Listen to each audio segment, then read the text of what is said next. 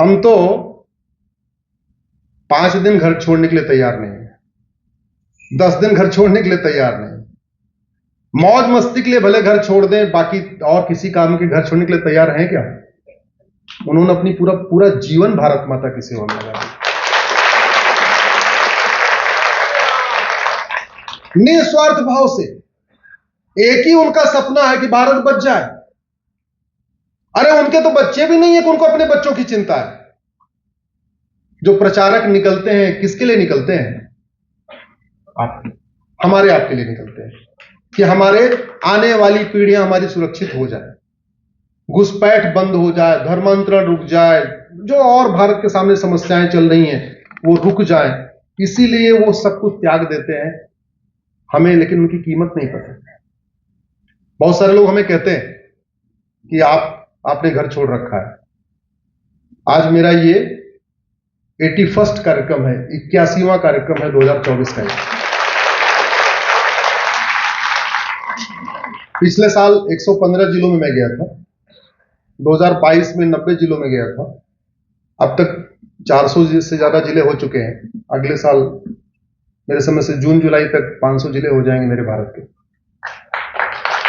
लेकिन मैं तो हफ्ते में 2 ही 3 दिन निकलता हूं।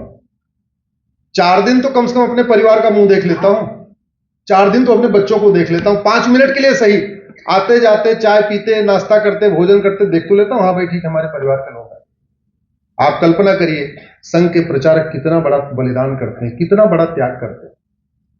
और हमें बचाने के लिए हमारे पूर्वजों ने कितना बड़ा बलिदान किया। छत्रपति शिवाजी महाराज का, गुरु गोविंद सिंह का, एक से बढ़कर एक। और हम कितना कर रहे हैं, इसको चिंतन करने की जरूरत है। मैं आप लोगों से निवेदन कर रहा हूं, हर व्यक्ति कुछ न कुछ कर सकता है। हमसे बहुत लोग पूछते हैं मैं क्या करूं। अब जब मुझे पता ही नहीं कि उसकी क्षमता क्या है तो मैं कैसे बता दूं क्या कर सकता है। लेकिन मैं इतना जरूर जानता हूं कि जो सैकड़ों समस्याएं हैं, उन समस्याओं में से कोई एक समस्या का समाधान, 1 2 3 का, तो सब हर व्यक्ति कुछ न कुछ कर सकता है।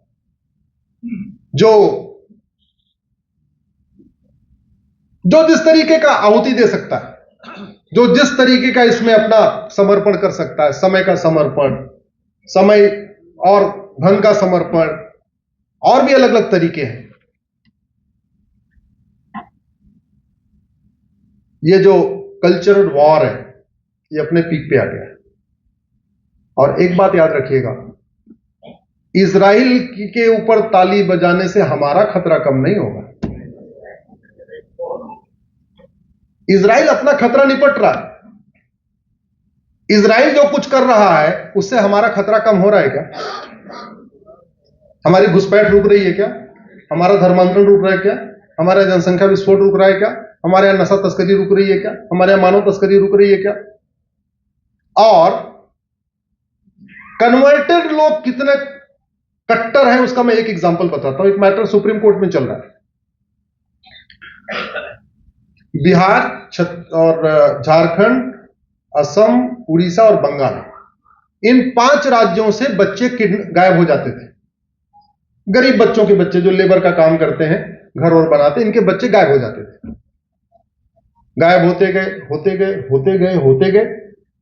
अब वो गरीब ट्राइबल जाके रोते गाते थे, पुलिस ने कुछ कर लिया, किसी में FIR किया, किसी में नहीं किया। केरल में एक राजेंद्र मेनन जी थे, उनको खबर लगी कि केरल में 60,000 बच्चे यतीम खानों में रखे गए हैं, और ये सारे बच्चे केरलाइट नहीं बोलते, ये सारे उधर से आए हुए। 60,000 बच्चों को कन्वर्ट कर लिया, किडनैप कर लिया, और किडनैप करके कहां ले गए? उनका खतना कर दिया, यतीम खानों में कन्वर्ट कर दिया। फिर वहां PIL फाइल हुई। उस समय जस्टिस अशोक भूषण, जो बाद में सुप्रीम कोर्ट के जज बने, अयोध्या वाले केस में भी वो जज थे, वो उस समय चीफ जस्टिस हुआ करते थे। उन्होंने वहां पे अपना CBI जांच का ऑर्डर दिया, और CBI जांच में कंफर्म हुआ ये 60,000 बच्चे जो किडनैप किए गए थे, ये किस लिए किए गए थे? कन्वर्ट करने के लिए। तो कन्वर्जन के लिए किडनैपिंग भी होती है, ये आपको मैं बताना चाहता हूं। और पूरा कन्वर्जन का खेल क्यों चल रहा है? जैसे हम सनातनी क्या कहते हैं, आस्तिक हो चाहे नास्तिक हो, वैष्णव हो चाहे शैव हो, शाक्त हो, भगवान कृष्ण की पूजा करो, भगवान राम की पूजा करो, विष्णु जी करो, हनुमान जी करो, किसी भी करो, अष्टांग योग का पालन करो, यम नियम का पालन करो, इंद्रियों पे नियंत्रण रखो, सात्विक भोजन करो, सात्विक सोचो, बुरा मत देखो, बुरा, ऐसे करते करते अपनी करके हमें मोक्ष प्राप्ति हो जाएगी। दूसरी तरफ बहुत फिक्स फार्मूला है। एक मजहब कह रहा है कि जब हम 50% हो जाएंगे तब डे ऑफ जजमेंट आएगा। एक रिलीजन कहता है कि जब हम 50% हो जाएंगे तब डे ऑफ जजमेंट आएगा, तब यह डिसीजन होगा कौन हेवन में जाएगा कौन हेल में जाएगा।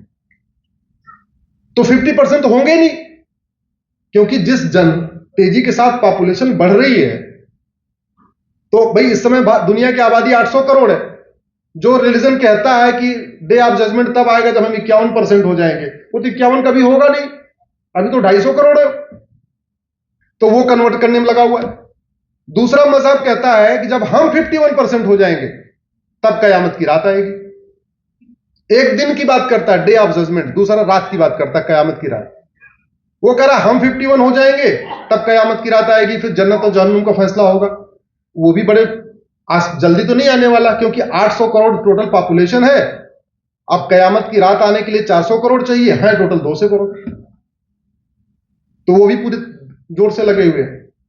इसको रोकना बहुत जरूरी है, और इसका रोकने का एक ही तरीका है, कानून का खौफ। मैं आपसे पूछता हूं, ये धर्मांतरण हमारी राष्ट्र की सुरक्षा के लिए खतरा है कि नहीं? जोर से बोलिए जरा। धर्मांतरण देश की एकता अखंडता के लिए खतरा है कि नहीं? धर्मांतरण एक वेजिंग वॉर है कि नहीं? धर्मांतरण देशद्रोह है कि नहीं? धर्मांतरण ऑर्गेनाइज क्राइम है कि नहीं? मैंने पीआईएल फाइल किया और मैंने सुप्रीम कोर्ट में कहा धर्मांतरण राष्ट्र की सुरक्षा के लिए खतरा है। राष्ट्र की सुरक्षा के लिए जो खतरा है उससे निपटने के लिए हमारे पास एक कानून है, एनएसए, लेकिन राज्य सरकारें उसको यूज नहीं कर रही है। धर्मांतरण देश की एकता अखंडता के लिए खतरा है, उससे निपटने के लिए हमारे पास कानून है यूएपीए, लेकिन राज्य सरकारें उसको यूज नहीं कर रही। धर्मांतरण वेजिंग वॉर है। मुगल धर्मांतरण कराने आए थे, अंग्रेज धर्मांतरण कराने आए थे, धर्मांतरण आज भी हो रहा है, अपने आप में वेजिंग वॉर है। उससे निपटने के लिए पुराने वाले आईपीसी में भी धारा थी, आज भी नए वाले बीएनएस में भी है। धर्मांतरण से बड़ा देशद्रोह कोई हो ही नहीं सकता, क्योंकि धर्मांतरण से राष्ट्रांतरण होता है। जब एक हिंदू कन्वर्ट हो जाता है तो पूरा सब कुछ बदल जाता है, उसके विचार बदल जाते हैं, उसकी सोच बदल जाती है, उसके त्योहार बदल जाते हैं, उसकी परंपराएं बदल जाती है, उसकी वेशभूषा बदल जाती है, उसका खानपान बदल जाता है, उसका सोचने का तरीका बदल जाता है। वो भारत के त्योहारों से नफरत करने लगता है, भारतीयों से नफरत करने लगता है, वसुधैव कुटुंबकम से नफरत करने लगता है, नारी तू नारायणी को मानता ही नहीं, यत्र नारस्ति पूज्यते रमन्ते तत्र देवता को मानता ही नहीं हो, सर्व मंगल मांगल्य शिवे सर्वा साधिके को मानते ही नहीं, सर्वे भवन्तु सुखिनः को मानता ही नहीं हो। वो पूरी तरीके रहता केवल भारत में है, भोजन केवल भारत में करता है, लेकिन हर भारत की हर चीज से नफरत करने लगता है। वो त्योहार मनाता है विदेशी स्टाइल में, खानपान उसका विदेशी स्टाइल में, परंपराएं उसकी विदेशी स्टाइल में, वह बिल्कुल भारत की जड़ों से कट जाता है। इसलिए स्वामी विवेकानंद जी ने कहा था हिंदुओं के सबसे बड़े दुश्मन कन्वर्टेड हिंदू होते हैं, और ये आज भी है। कन्हैया लाल को किसने मारा? जोर से बोलिए जरा। उमेश कोल्हे को किसने मारा? कन्वर्टेड हिंदू। भारत में जितना चल रहा है, जब मैंने पीआईएल फाइल किया उसी समय एक जो मेरी पहली प्रेयर थी कि धर्मांतरण राष्ट्र की सुरक्षा के लिए खतरा है, उस पर जस्टिस एनबी शाह की बेंच ने बोला हाँ ये खतरा तो है, और वो ऑर्डर मैंने उत्तर प्रदेश में पुलिस कमिश्नर को दिया। उसके बाद से जब जब यूपी में धर्मांतरण होता है तब तक एनएसए लगना शुरू हो चुका है। एनएसए का फायदा 1 साल तक बेल ही नहीं होती है। माननीय विधायक जी बैठे हुए हैं, अब अगर आपके क्षेत्र में कोई धर्मांतरण हो, आप कमिश्नर से बात करके कहिए कि धर्मांतरण कराने वालों पे एनएसए लगाए, यूएपीए लगाए, देशद्रोह लगाए, वेजिंग वॉर लगाए और मकोका लगाए। धर्मांतरण एक व्यक्ति नहीं करता, पूरा एक ऑर्गेनाइजेशन होता है, स्ट्रक्चर होता है, सिंडिकेट होता है। और ऑर्गेनाइज क्राइम से निपटने के लिए हर राज्य के पास अपना कानून है। महाराष्ट्र के पास मकोका है, गुजरात के पास घुसकोका है, यूपी के पास गैंगस्टर एक्ट है।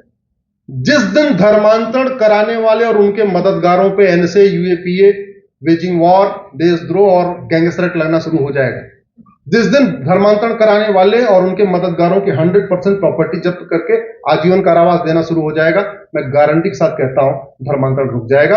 और भारत में पहली बार, हमें ये बहुत बताते हुए खुशी है, मेरी उस पीआईएल के बाद भारत में पहली बार धर्मांतरण कराने वालों पे एनएसए लगा।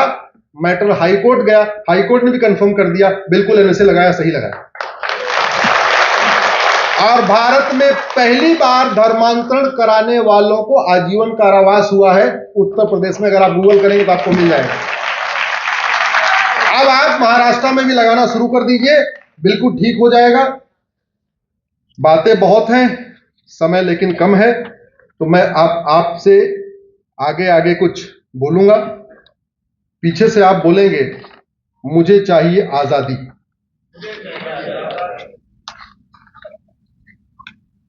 खड़े हो जाइए फिर,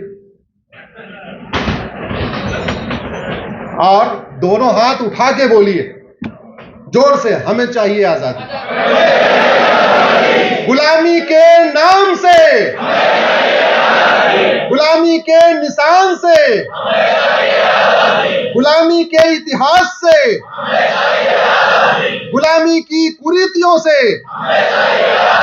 गुलामी की कुप्रथाओं से, गुलामी की शिक्षा से, गुलामी की पुलिस व्यवस्था से, गुलामी की न्याय व्यवस्था से,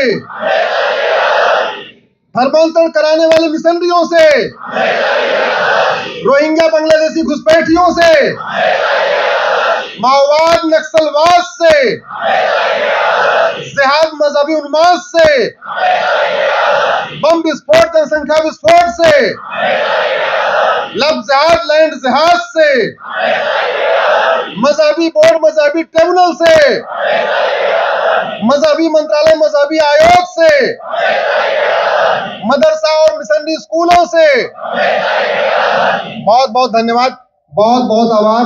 भारत माता की, भारत माता की, भारत माता की।